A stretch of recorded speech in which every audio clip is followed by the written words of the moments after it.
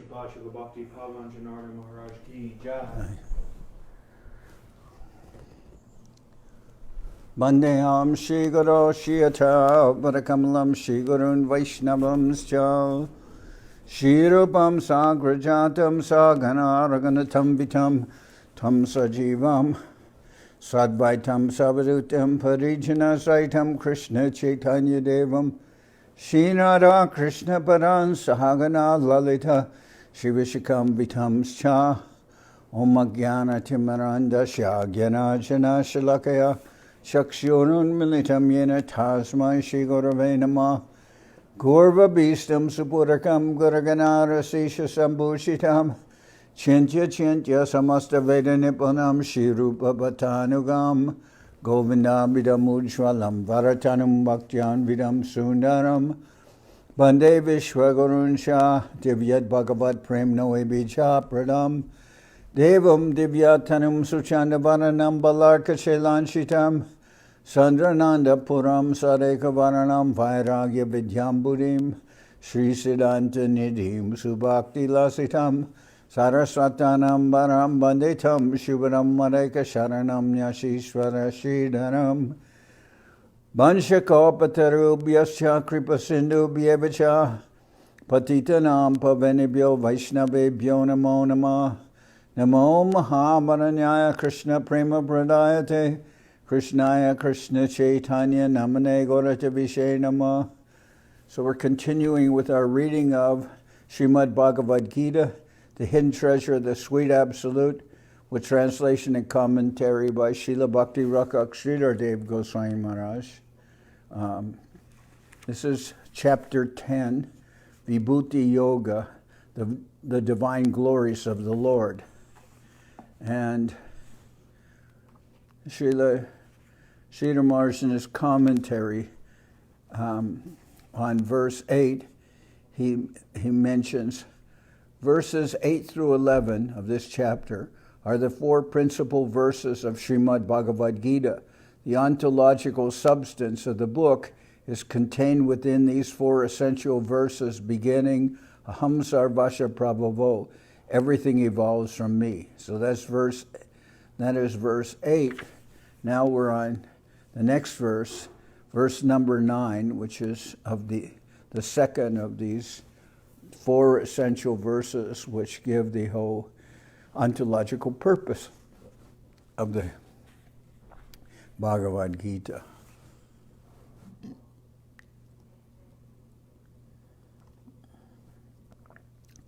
In other words, the background for understanding the Bhagavad-gita is contained within these verses. So this is verse number 9.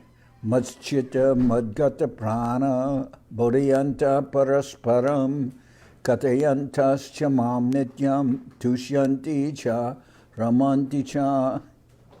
Madschita madgata prana bodhayanta parasparam katayantas chamam nityam tushyanti cha ramanti cha. Always thinking of me, those surrendered souls converse about me, enlightening one another with the nectar of their devotional realizations, ever content and ecstatic in their divine natures. Always thinking of me, those surrendered souls converse about me, enlightening one another with the nectar of their devotional realizations, ever content and ecstatic in their divine natures.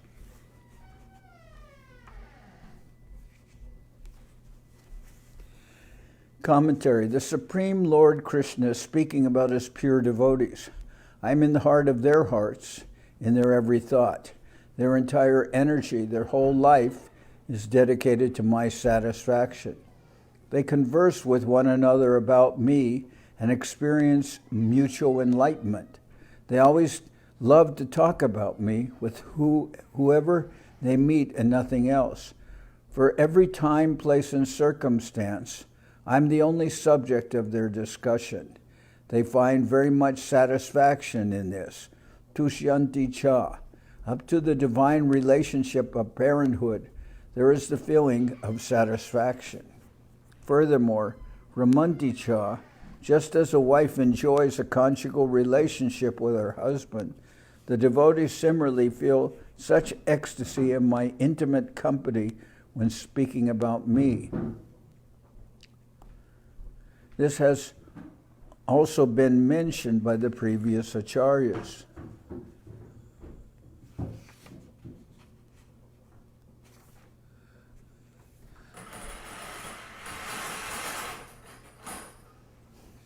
So, Madchitta madgata prana bodhayanta parasparam katayantas chamam nityam tushanti cha ramanti cha.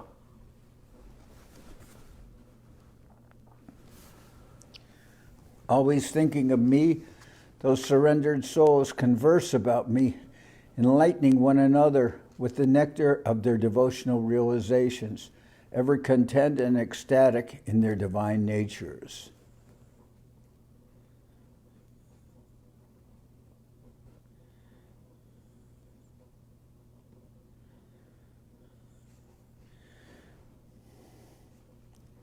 So this is the nature of the devotees who are surrendered to the Lord. They are always enlivening one another, satisfying each other with their Krishna Katha.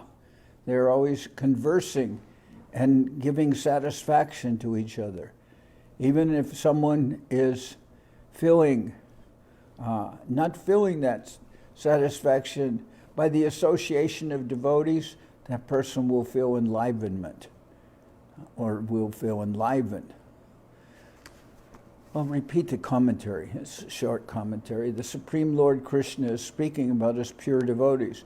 I'm in the heart of their hearts, in their every thought. Their entire energy, their whole life is dedicated to my satisfaction. They converse with one another about me and experience mutual enlightenment.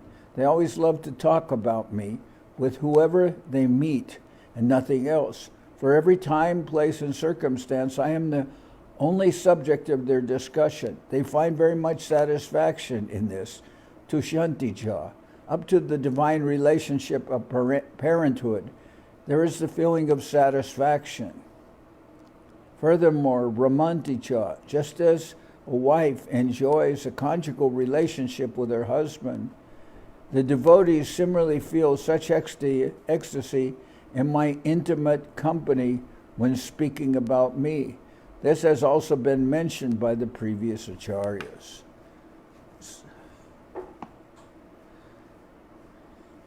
The devotees feels much satisfaction in Krishna Katha, and really we see this expressed in the pastimes of Sri Chaitanya Mahaprabhu. That one time, one Brahmin devotee, Pradyumna Mishra, came to Sri Chaitanya Mahaprabhu and told Mahaprabhu that he would like to hear Krishna Katha. And Mahaprabhu said, I am not a qualified person to be able to satisfy you in this way. If you want real satisfaction, then you'll go to one who enlivens me, and that is Ramananda Roy.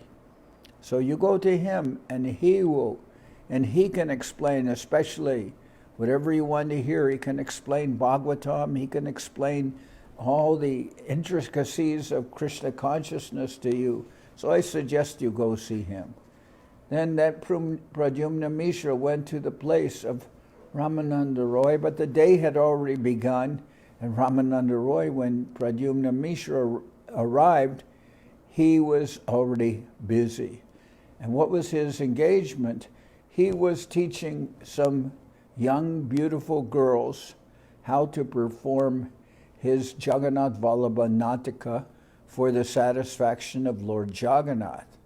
And in so doing, he was teaching them all the expressions that should be used in the drama and dance. The Nataka is a dance drama, and he's teaching the young girls how to move, how to have facial expressions, how to move their eyes, how to show their emotions and their ecstasy in the drama. And not only that, Ramananda Roy is bathing those girls, dressing them and touching them. But it is said that in so doing, he is completely unmoved, as if he is made out of wood or stone, because Ramananda Roy is in his natural position in the spiritual world as a gopi. Ramananda Roy is Vishaka Devi, and he's teaching the girls. But Pradyumna Mishra is waiting, and he's informed by the servant what's going on. So as the day passes, then finally Ramananda Roy comes to see Pradyumna Mishra at his place, and he says, "Oh, you're waiting for so long. What can I do for you?" And that time Pradyumna Mishra said, No, I just came here. I wanted to have your darshan, but now I've had your darshan, then I'm going." But he was taken aback by the activities of Ramananda Roy. He could not understand what was happening. So then the next day, Pradyumna Mishra when he went back, he then went to see Mahaprabhu early the next morning, and Mahaprabhu said, "Did you just hear Krishna Katha from Ramananda Roy?" And Pradyumna Mishra said no, and he referred to what was going on, and Mahaprabhu said, "Ramananda Roy is not like a person of this earth. I'm a sannyasi, but just even seeing the figure of a woman made out of wood or carved out of wood or stone, I am disturbed. But Ramananda Roy is not like that. He is unmoved." And then Mahaprabhu said, "There is no one like Ramananda Roy in this world." And then Mahaprabhu explained the glories of Ramananda Roy to Pradyumna Mishra, and he said, "But you must hear Krishna Katha from him, so you go back and hear from him. Now is early, this is a good time to catch him." So Pradyumna Mishra then went, and then Mahaprabhu also said, "You can take my name." And when Pradyumna Mishra went there, he told Mahaprabhu has sent me to you to hear Krishna Katha. And then Ramananda Roy said, "Oh, you order me? I'm your servant. What kind of Krishna Katha would you like to hear?" And Pradyumna Mishra said, "No, I am ignorant about everything. You just please explain to me that Krishna Katha which you spoke with Mahaprabhu about in Godavari when he went to South India." Then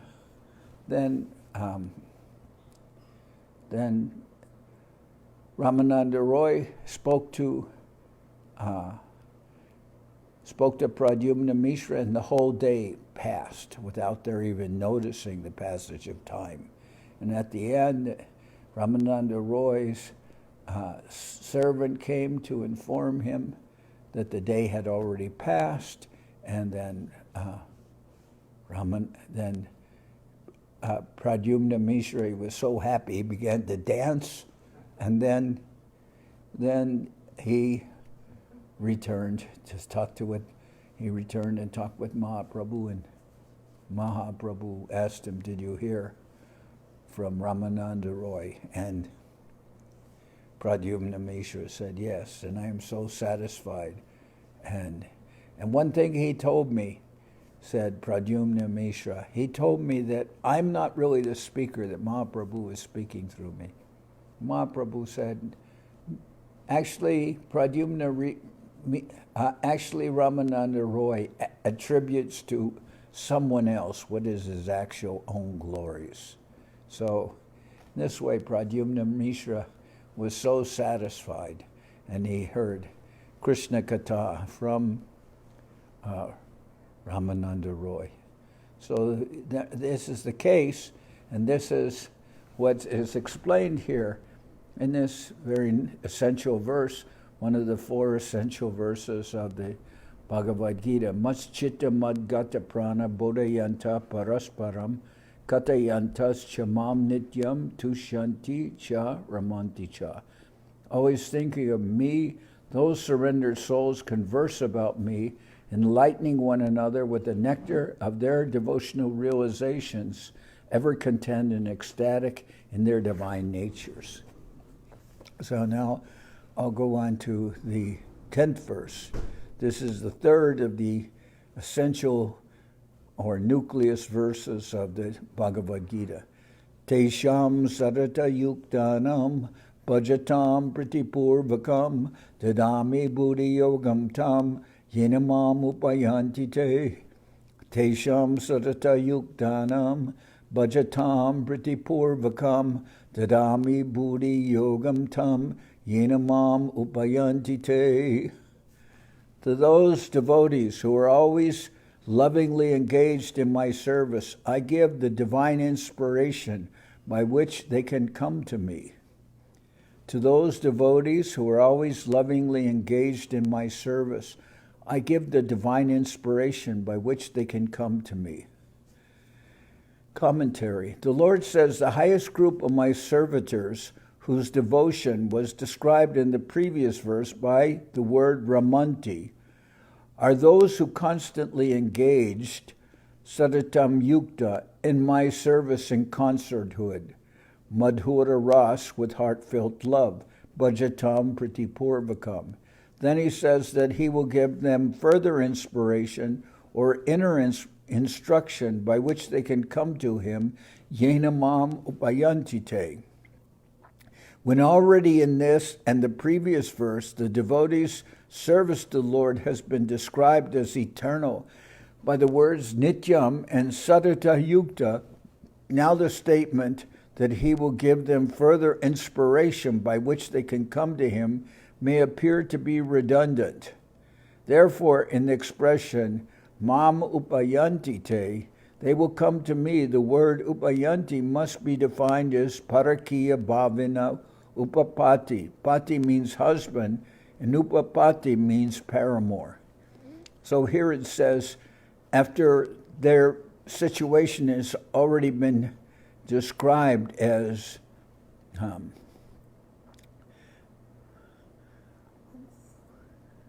eternal by the words nityam and sadata yukta, now the statement that he will give them further inspiration by which they can come to him may appear to be redundant, but not only redundant, almost you could say contradictory. They're already described as being eternally engaged in the service of the Lord.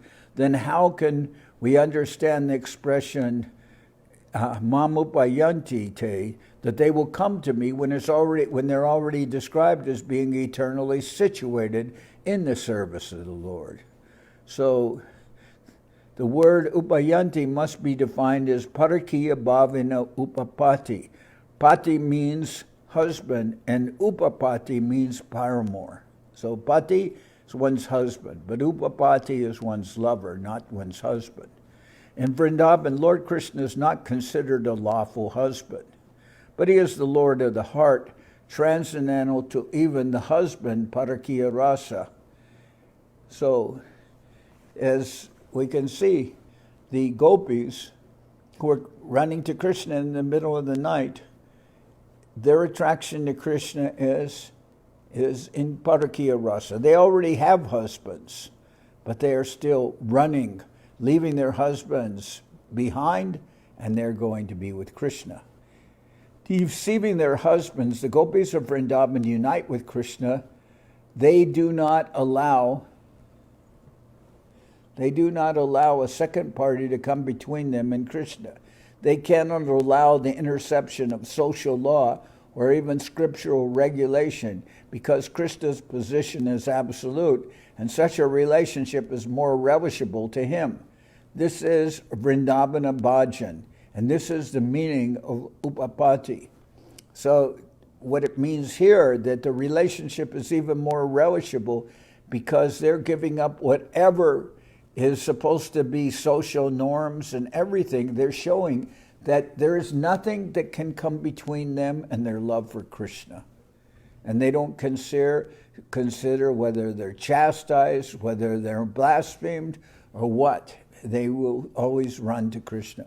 My relationship with them is independent of everything conceivable, including law, society, and the scriptures.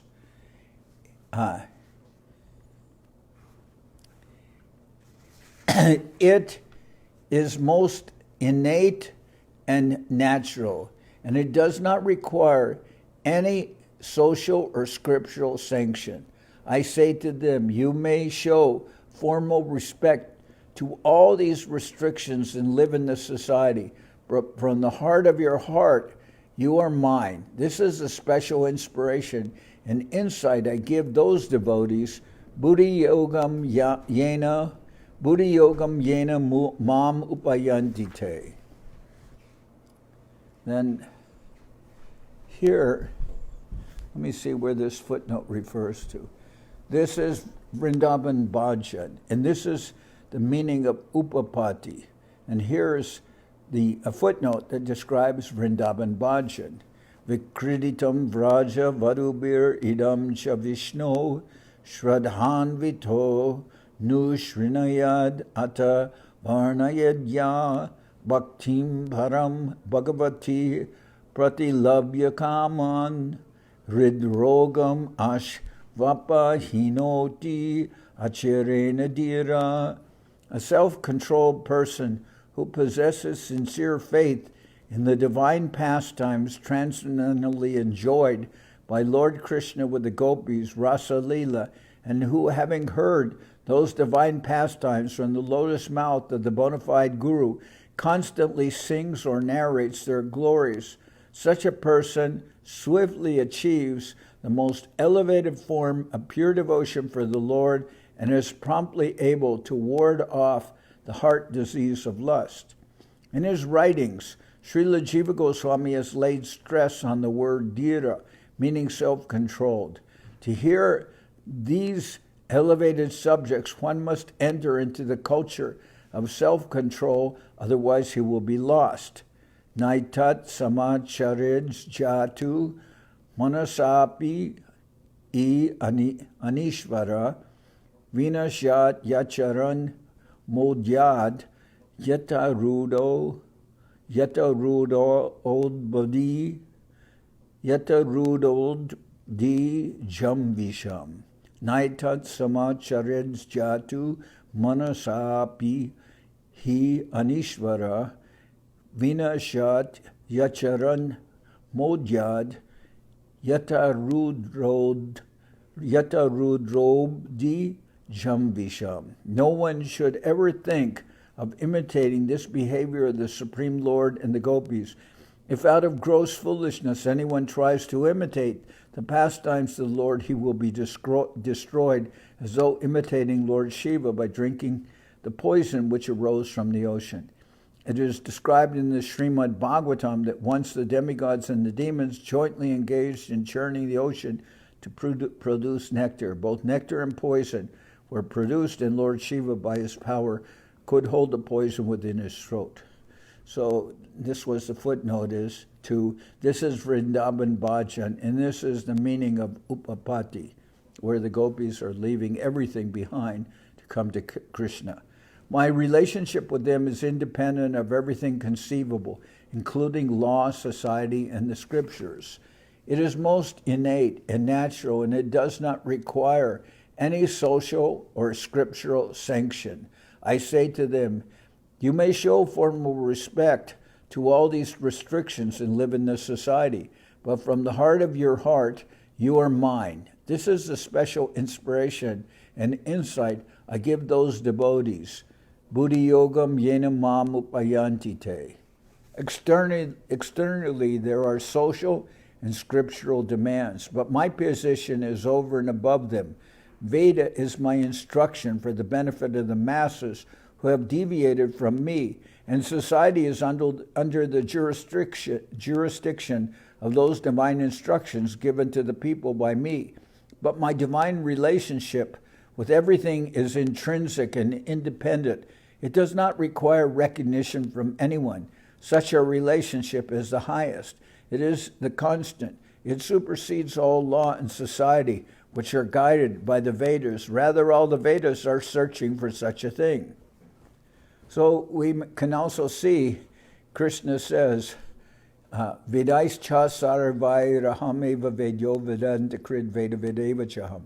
He says, I am the knower of the Vedas, I'm the compiler of the Vedas, and by the Vedas I'm all that's to be known. So Krishna who knows the Vedas, he's given the Vedas. And the Vedas are for the purpose of knowing Krishna. Then if somebody wants to say that that going to Krishna in spite of any social injunctions or in spite of any moral injunctions, the Vedas say that such a thing is not allowed, then that is a ridiculous commentary, because it's saying that Krishna has given the principles, Krishna has given the law, Krishna has given instructions, and now somebody will hold Krishna responsible for what he has given as a general guidance for those who have forgotten Krishna. Krishna has given the Vedas for the persons who cannot remember him, to give him some guidance. But one who has a spontaneous attraction for Krishna is above all these injunctions. These injunctions are to help one to know Krishna. If one is already completely devoted to Krishna, then why will these injunctions have any validity for that person when they are meant to bring one to the lotus feet of Krishna? Shrutibir vimigriyam visheshamrigya. The Vedas are searching after this ideal divine position.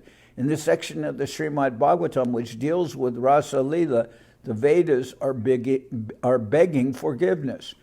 We are generally supposed to give tidings of you, but we could not describe you as we now experience you here. Now we understand that we have committed an offense because we could not distribute this Rasa Leela to the world. So in the Srimad Bhagavatam, there is a chapter dealing with the personified Vedas. The personified Vedas, they realize their limitation in knowing Krishna. So they prayed to be able to enter into a personal relationship with the Lord. And they were given the position to follow the gopis, and they were able to take birth in their next life in the family of gopis and have the possibility of relating with the Lord. In such a position, they could realize, we are generally supposed to give tidings of you, but we could not describe you as we now experience you here. Now we can understand that we have committed an offense because we could not distribute this Rasa Leela to the world. Like signposts, all the revealed scriptures are only showing the direction, but where, how, we don't know. Only he may be available in this direction. So you may go in that direction. They're giving guidance. Just like a lighthouse may give guidance to light, go in this direction. Like signposts, all the revealed scriptures are only showing the direction. But where, how, we don't know. Only he may be available in this direction. Anywhere and everywhere, everything belongs to him. For one who knows this, all possibilities of sense pleasure and exploitation are uprooted. For example, an unmarried woman may have the possibility of being approached by many, but there is less possibility for those who are married because they are possessed by someone. Similarly, when we are able to know that everything is only for the satisfaction of Krishna, then we shall realize that all our exploiting tendencies have vanished forever. Nothing will remain to be utilized for the pleasure of our sense experience. So, when we are able to know that everything is only for the satisfaction of Krishna, then we shall realize that all our exploiting tendencies have vanished forever. Nothing will remain to be utilized for the pleasure of our sense experience. It will be very deeply felt in our hearts that everything has its existence only for his satisfaction, and there is no room for any other exploitation. We too are included there. Our existence is also only for his satisfaction. Everything is meant for his divine pastimes, Leela, and there is no possibility for any other's pastimes. All are included in that one Leela. Encroachment will disappear when we learn the proper utility of everything. He is the owner, and his ownership is absolute. The scriptures, society, and law designate. This is yours, that is another's, or that belongs to a third party. This is something like a temporary lease, but the permanent ownership is in all respects with him. All others, possessor and property, master and servant, are relative and only sanctioned by him for the time being.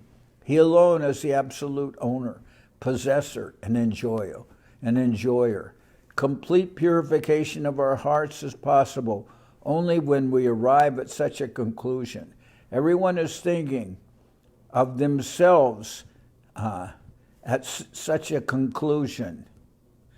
Everyone is thinking of themselves as many masters of many things, but this is all heart disease, hridrogam. Everyone is thinking of themselves as many masters of many things, but this is all heart disease, hridrogam. This is all conceived in a diseased state of consciousness. In a healthy state, when the heart is quite wholesome, we can see the supreme whole, and we can see that everything is meant only for his satisfaction. So, there are many conclusions that we can come to erroneously in this world, and so many things based on our sense enjoyment are really in a very distorted frame of reference, and that reference is not correct. When we come to the proper understanding, then we can see that this sense of possession, this sense of exploitation, of things belonging to me, that is wrong. I remember when Srila Maharaj was explaining, when he said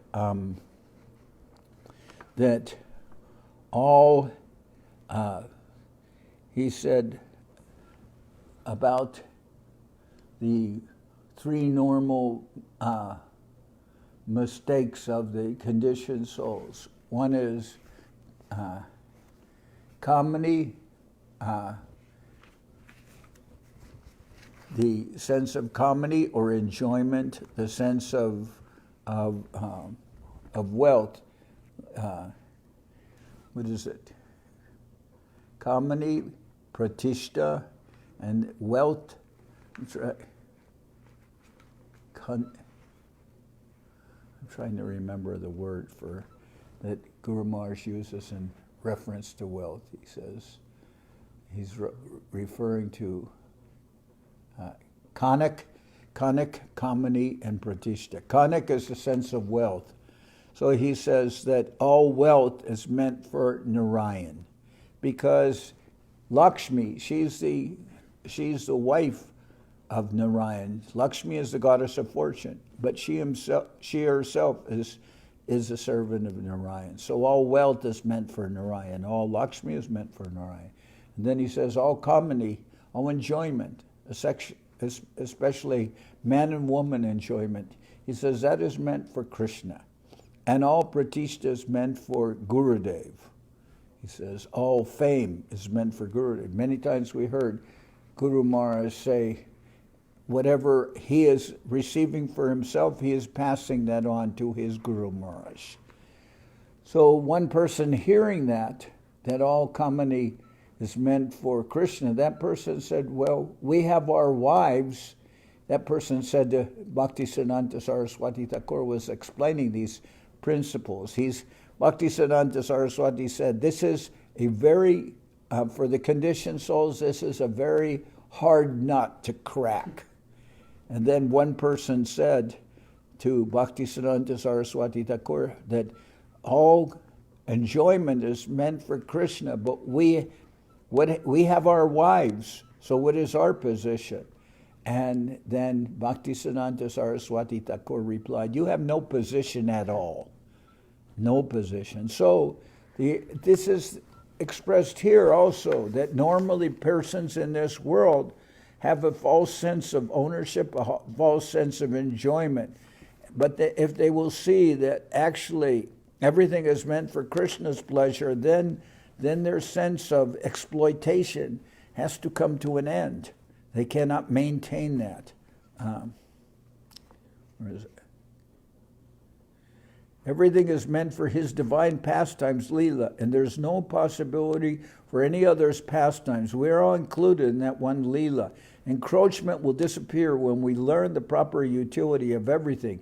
He is the owner, and his ownership is absolute. The scriptures, society, and law designate, this is yours, that is another's, or that belongs to a third party. This is something like a temporary lease, but the permanent ownership is in all respects with him. All others, possessor and property, master and servant, are relative and only sanctioned by him for the time being. There was one disciple of Srila Bhaktisiddhanta Saraswati Thakur who caused a great commotion in one town where he said, you are treating your own wives like prostitutes. And then we can see, and that caused a great disturbance. They were ready to run that brahmachari out of the town. And yet, then later, the next year, Srila Sridhar Maharaj went there, and he explained things, and they said, previously when we heard that brahmachari, we were really very much disturbed.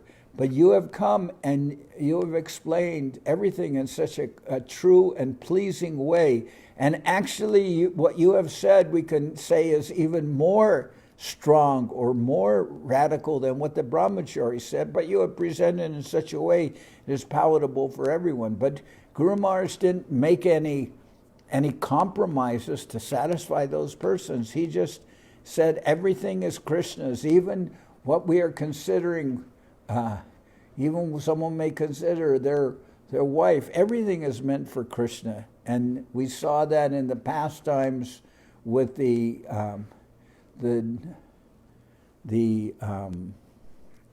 wives of the Brahmins, the Brahman, the Patnis, or the wives of the Brahmins, when Krishna and Balaram were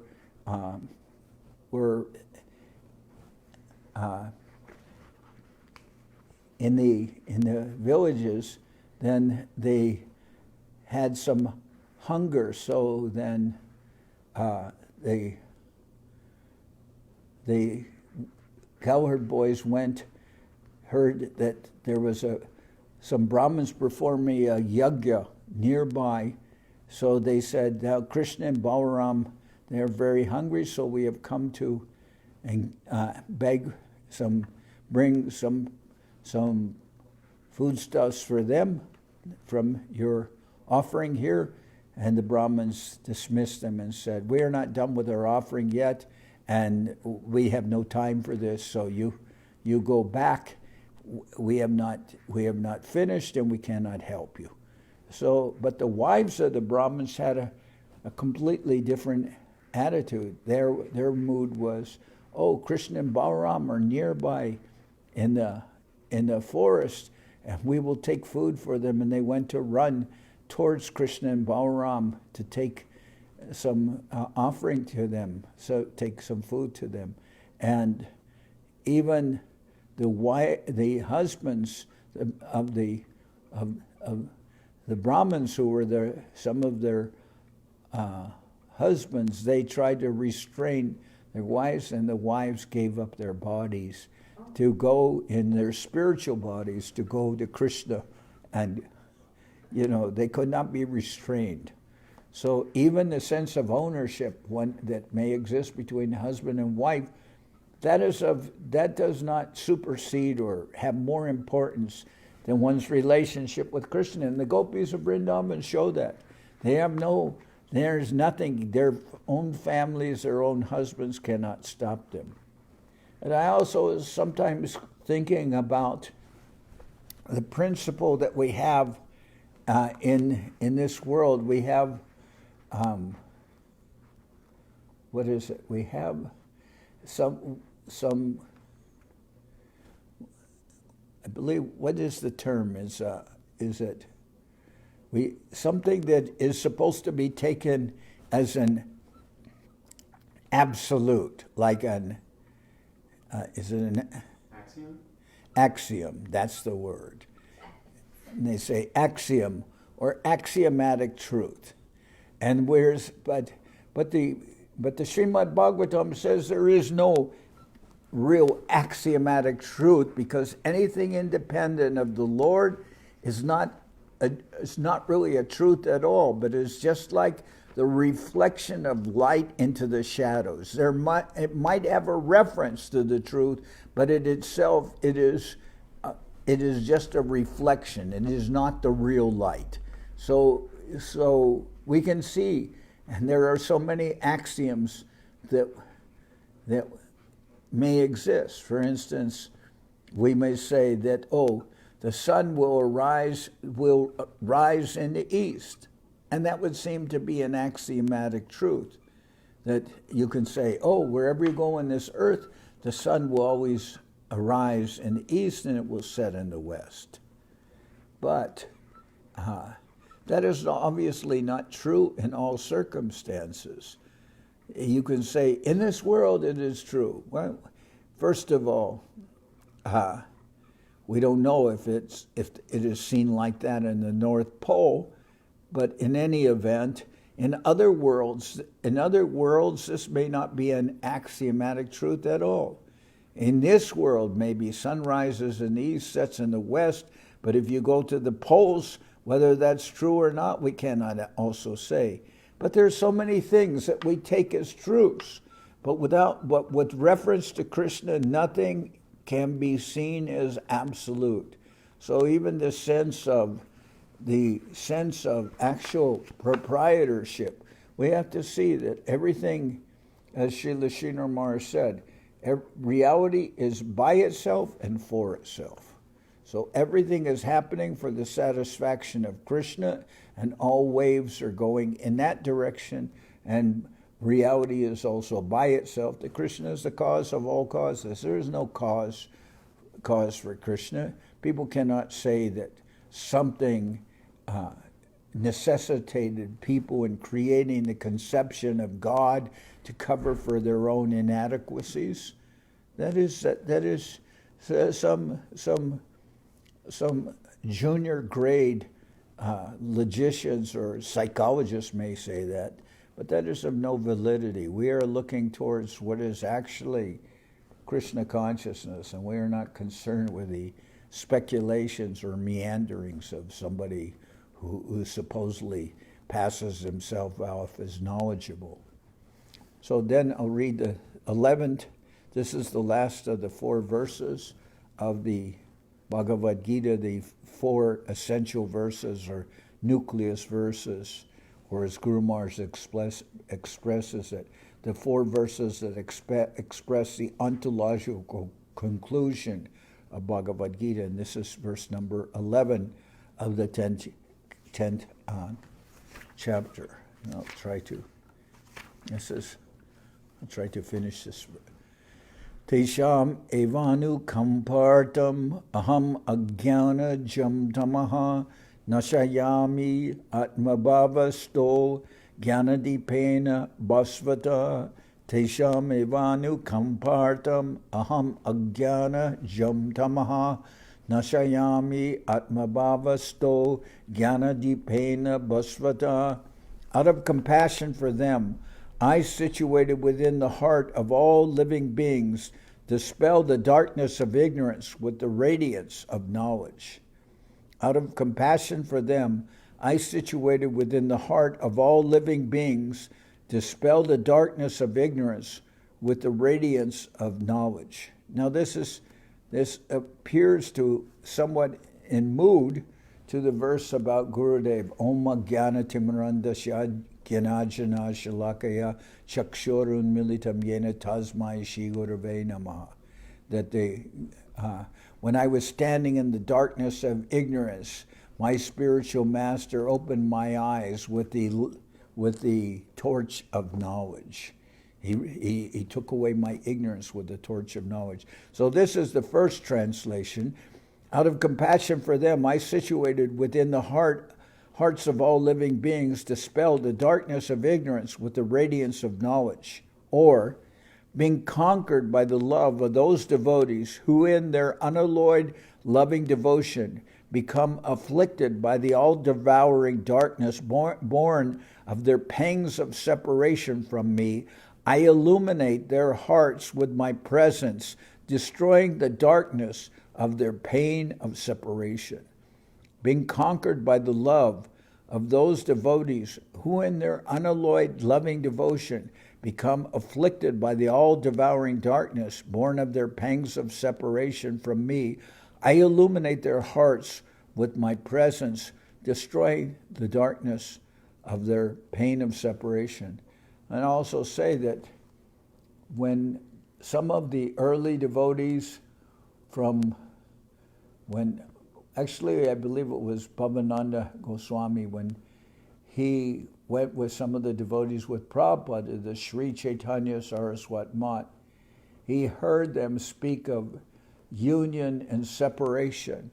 And he was surprised that the devotees, relatively new devotees, could speak of this concept. And even moreover, because that concept of union and separation was a concept that Srila Sridhar Maharaj himself had more or less coined. He had coined that expression. So I'll read this translation again. Being conquered by the love of those devotees who in their unalloyed loving devotion become afflicted by the all-devouring darkness born of their pangs of separation from me, I illuminate their hearts with my presence, destroying the darkness of their pain of separation. What is it? Commentary. Of the two translations given above, the first is the most general interpretation of this verse. But if we appreciate pure, non-calculative devotion, Jnana-shunya bhakti, the Lord's statement here may again appear redundant and inconsistent. When those high devotees are already admitted to be performing continuous and unadulterated service, and even above that, they are situated in the plane of pure love, spontaneous and automatic raga marg, how can it be harmonized that the Lord will now in the last stage destroy their ignorance, tama, born of misunderstanding, ajnana jam, by giving them knowledge, jnana? This has a question mark. Because out of compassion for them, I situated within the heart of all living beings, dispel the darkness of ignorance with the radiance of knowledge. But it's already, let's see, previously it was already said, but teshamsa tayuktanam bhajatam pratipurvakam, to those devotees who are always lovingly engaged in my service, they have that kind of attraction. And here it is said that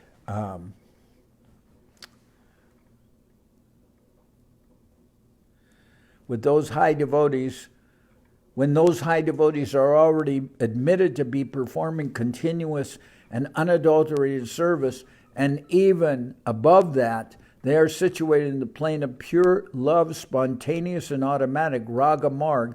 How can it be harmonized that the Lord will now in the last stage destroy their ignorance, tama, born of misunderstanding, ajnana jam, by giving them knowledge, jnana? How will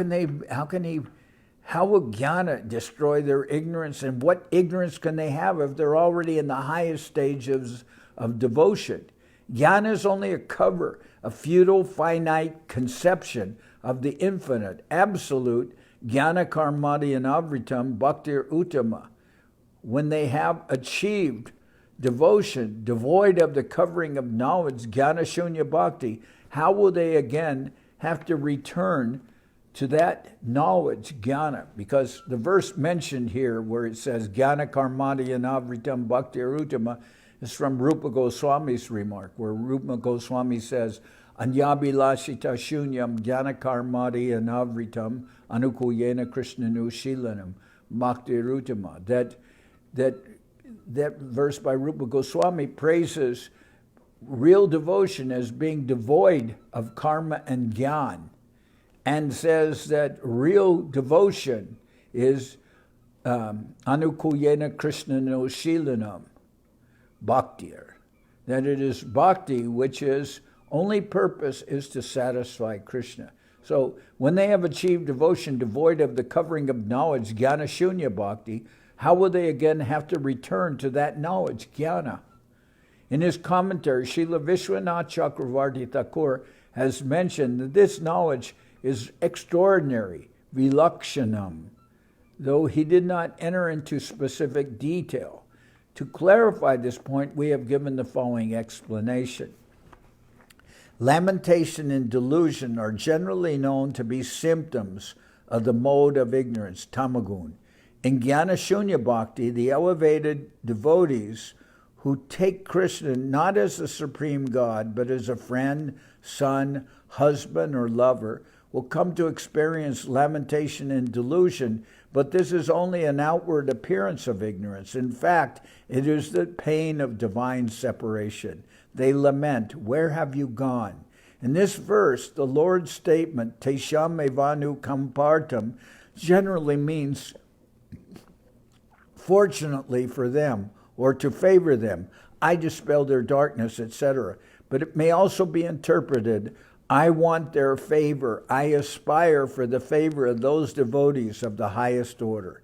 The Lord also says to the gopis in the Srimad Bhagavatam, Mayi bhaktiri bhutanam amritat vaya kalpate disjayad asin matsneho bhavatinam mad apana.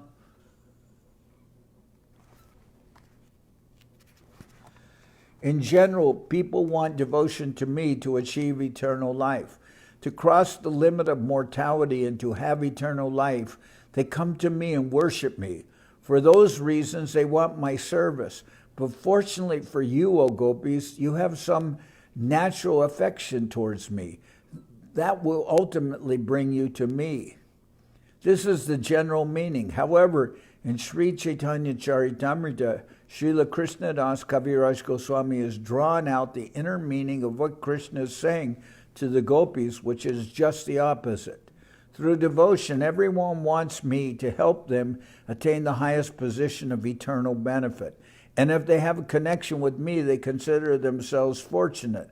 But I consider myself fortunate because I have come in touch with the valuable affection that I found in your hearts. By my fortune, I have got your association. Therefore, here in Sri Gita, the Lord is saying, Tesham evanu kampartam, being conquered by the love of those unalloyed devotees, when I cannot tolerate their pain of separation, I at once come running to satisfy them, and I reveal to them with special light, special consciousness, I have returned to you, see me now. With powerful brilliance, jnana dipena, I show them my presence when they are very much in need of me, and I relieve their pain of separation.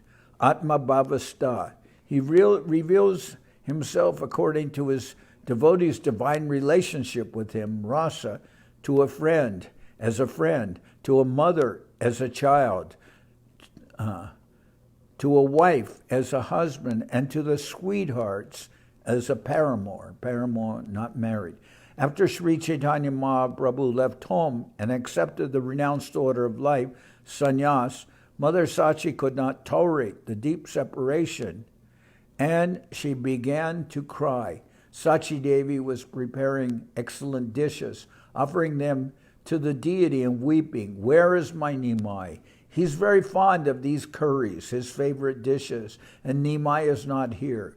Suddenly, Lord Chaitanya came and began to eat. Sachi Devi exclaimed, Oh, Nimai is eating. and for the time being her separation was relieved. Moments later she reconsidered.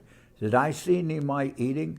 But he is now a sannyasi in Jagannath Puri. So how could he have come here? Did I serve him? There must be a mistake. Then she examined the pots again to see if there was food there.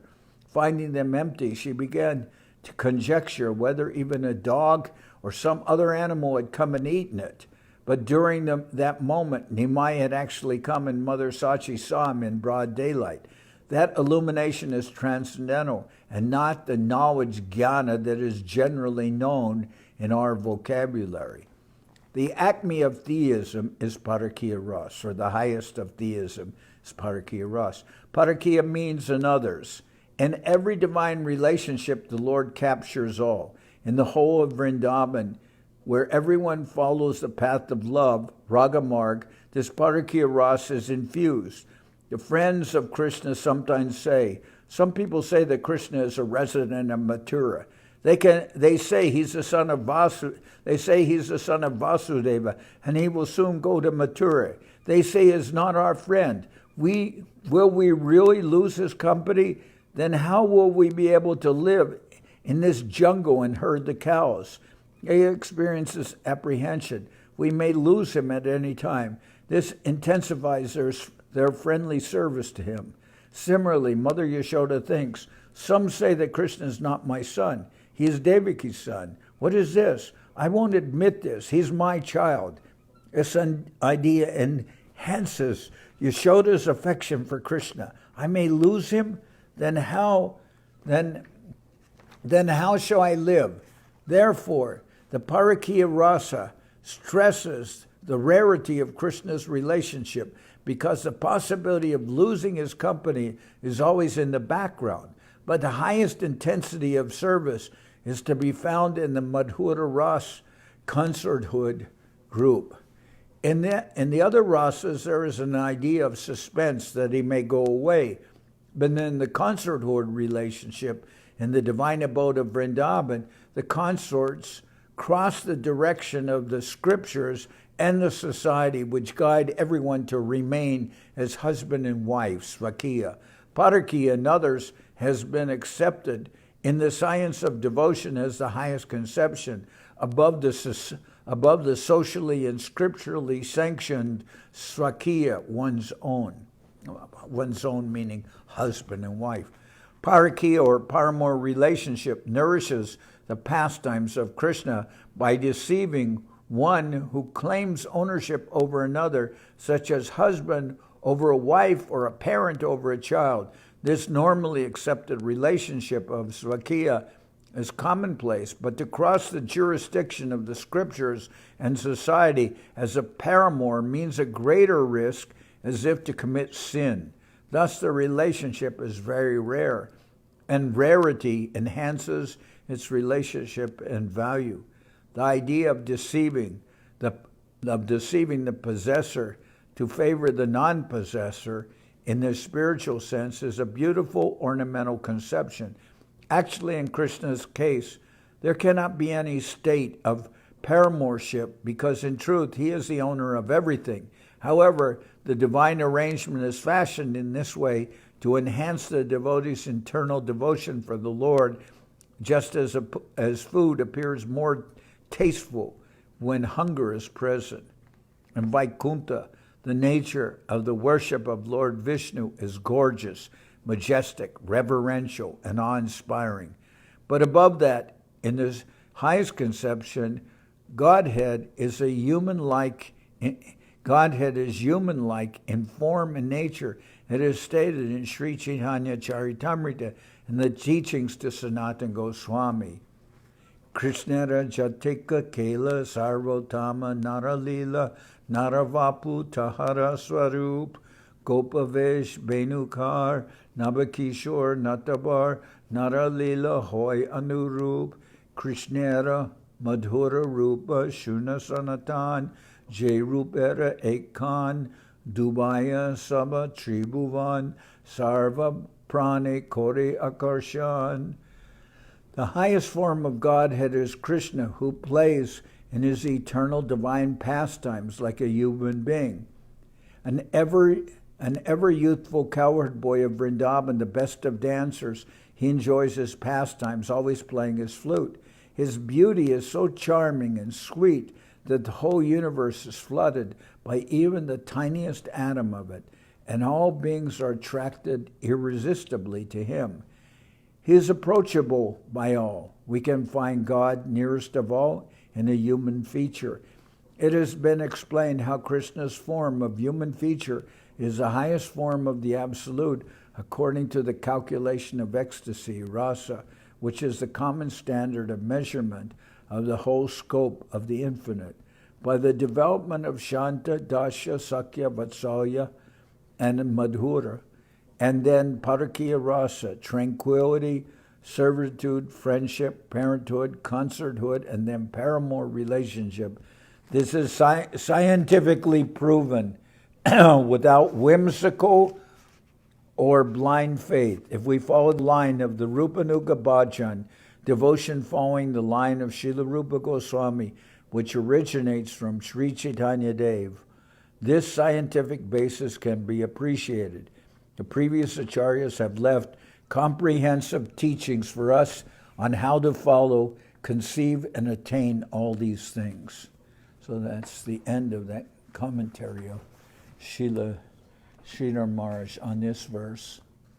Tesham evanu kampartam aham agyana jamtamaha nashayami atmabhavasto gyanati dipena basvata.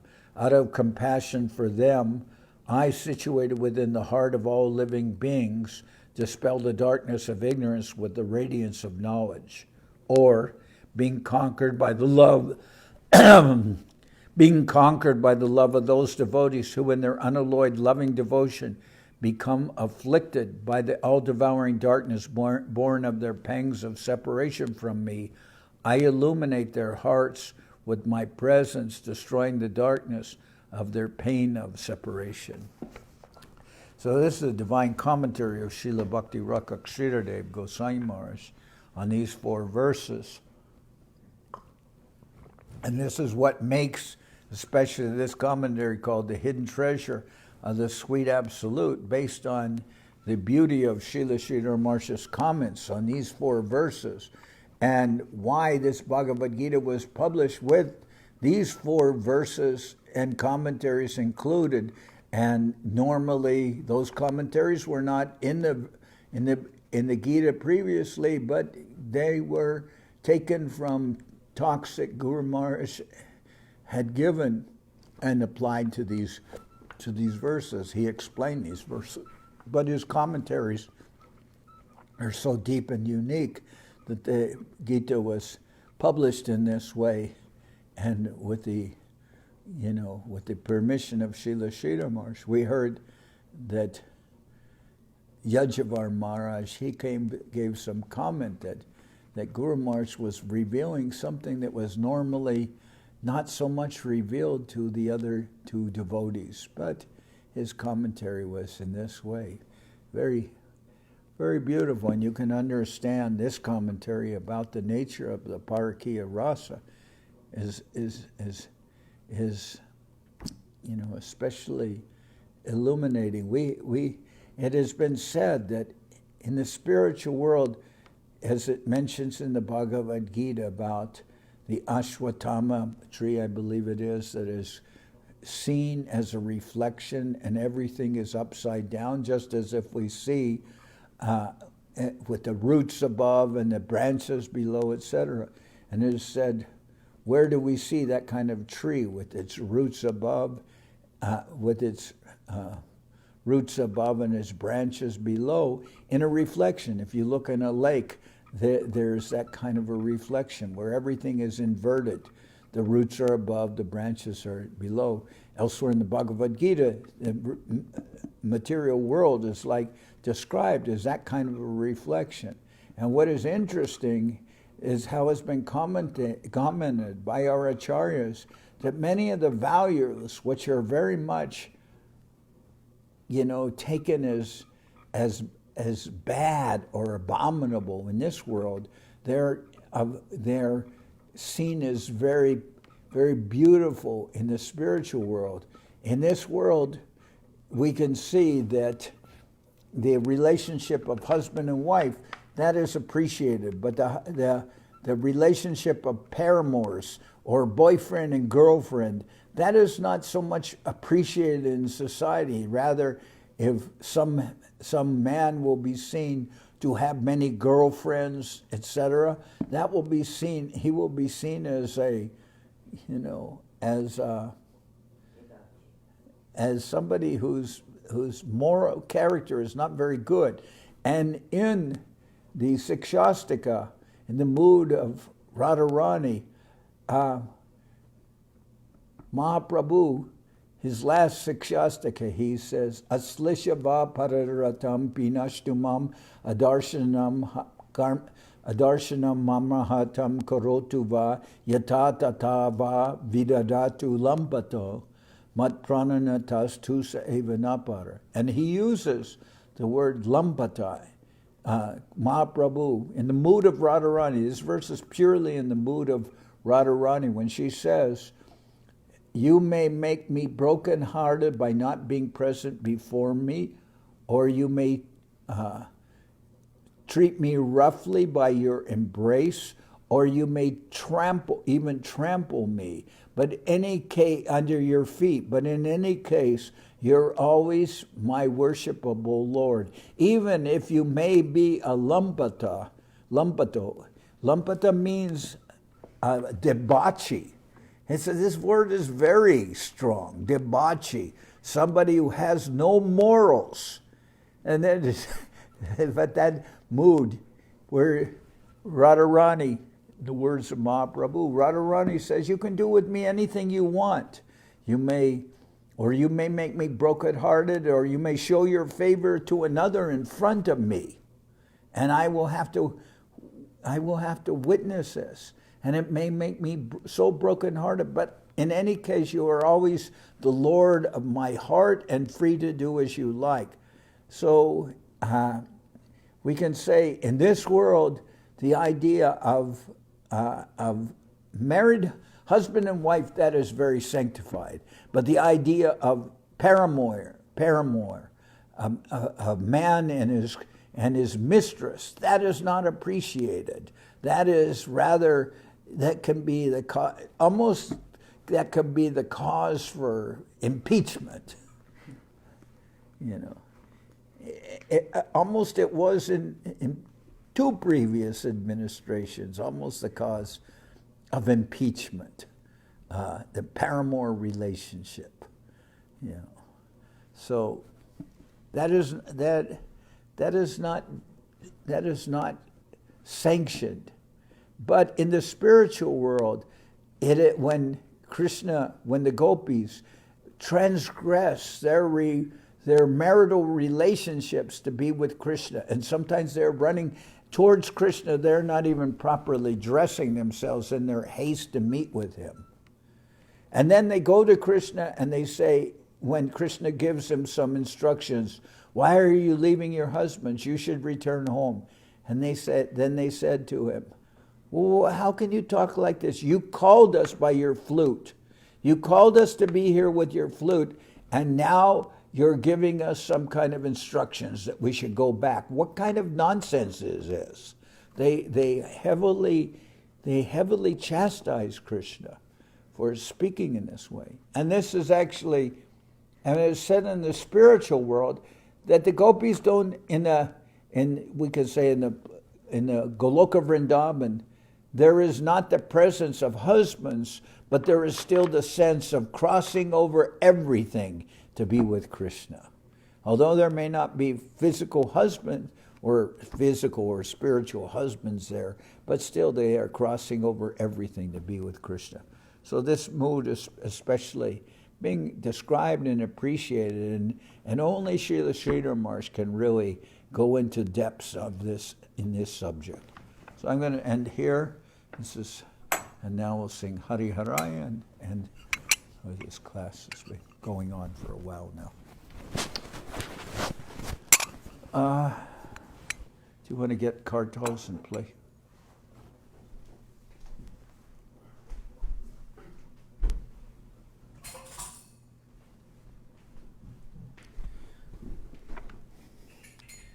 Hariharaya Nama Krishna Jadavaya Nama Hriraya Namah Krishna Yalavaya Namah Jadavaya Madhavaya Keshavaya Nama Yalavaya Madhavaya Kesavaya Namah Gopal Govinda Ram Shri Madhusudan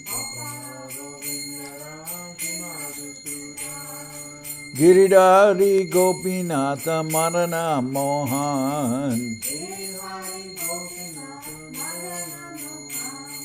Sri Chaitanya Nityananda Sri Advaita Chandra Ganadhara Shiva Sadi Gora Bhakta Vrinda Jai Rupa Sanatam Bhakta Raguna Shri Jiva Gopala Bhatta Dasa Raguna H.I. Gosai Kori Charana Bandhan Jao Ite Vignana Shabishta Puran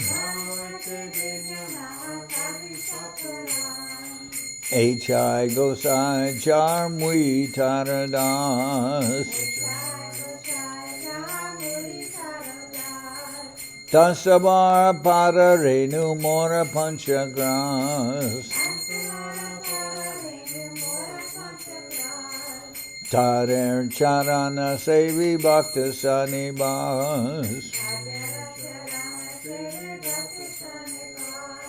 Janame More Abilas H.I. Gosai Chabe Braje Koilabas Radha Krishna Nitya Lila Korila Prakash Anande Bolo Hari Bhaja Vrindavan Shri Guru Vaishnava Pade Majayi Aman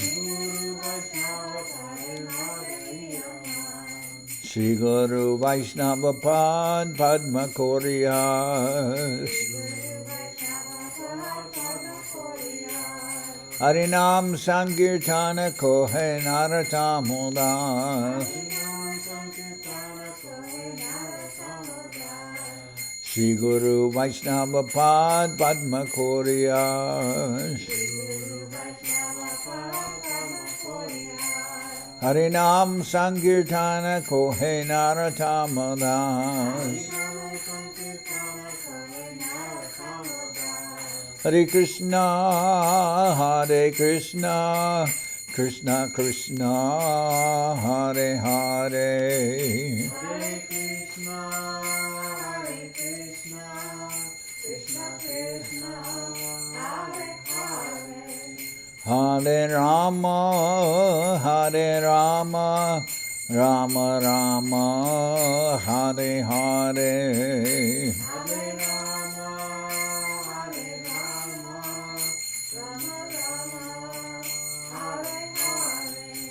Hare Krishna Krishna Krishna Hare Hare Hare Krishna Krishna Krishna Hare Hare Hare Rama Rama Rama Hare Hare Hare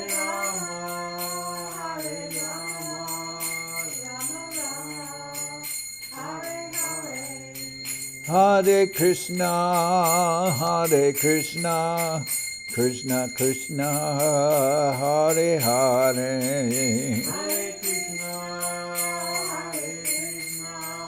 Krishna Krishna Hare Hare Hare Rama Rama Rama, Hare Hare,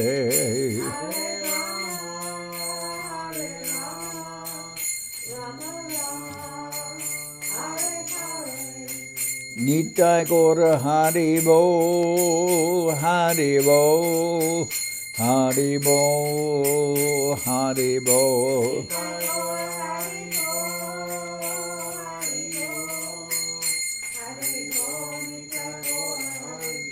Nitai Gora Haribo, Haribo, Haribo, Haribo.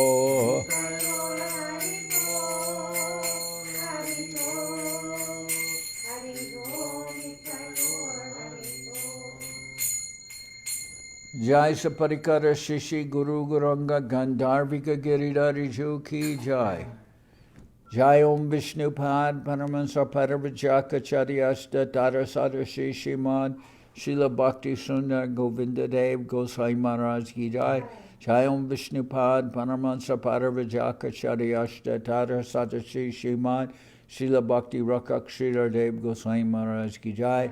Jai Bhagavan Srila Bhakti Siddhanta Saraswati Goswami Thakur Ki Jai. Jai Om Vishnupad Srila Gaur Kishore Das Babaji Maharaj Ki Jai. Jai Om Vishnupad Srila Satchidananda Bhakti Vinod Thakur Ki Jai. Jai Om Vishnupad Vaishnava Sarvabhauma Srila Jagannath Das Babaji Maharaj Ki Jai. Rupanuga Guru Bharga Ki Jai. Namachari Srila Haridas Thakur Ki Jai. Shri Rupa Sanatana Bhatta Raghuna Shri Jiva Gopal Bhatta Dasharagana Shad Goswami Prabhu Ki Jai. Premsigo Shri Krishna Chaitanya Prabhu Nityananda Shri Advaita Gadadhar Shri Vasudeva Shri Gaura Bhakta Vrinda Ki Jai. Jai Om Vishnupad Vishvavaranya Srila Bhakti Vedanta Swami Maharaj Prabhupada Ki Jai. Jai Om Vishnupad Srila Bhakti Nirmal Acharya Maharaj Ki Jai. Sri Chaitanya Saraswat Mat Ki Jai. Soquel Sri Chaitanya Saraswat Seva Ashram Ki Jai. Ganga Devi Ki Jai. Tulasi Maharani Ki Jai. Bhakti Devi Ki Jai. Shri Vrindavan Dham Ki Jai. Shri Radha Krishna Go Gopi Govardhan Shyam Kunda Radha Kunda Kalindi Yamuna Ju Ki Jai. Samaveda Bhakta Vrinda Ki Jai. Shri Harinam Sankirtan Ki Jai. All the assembled devotees Ki Jai. Gaur Premanande Hari Haribo. Shri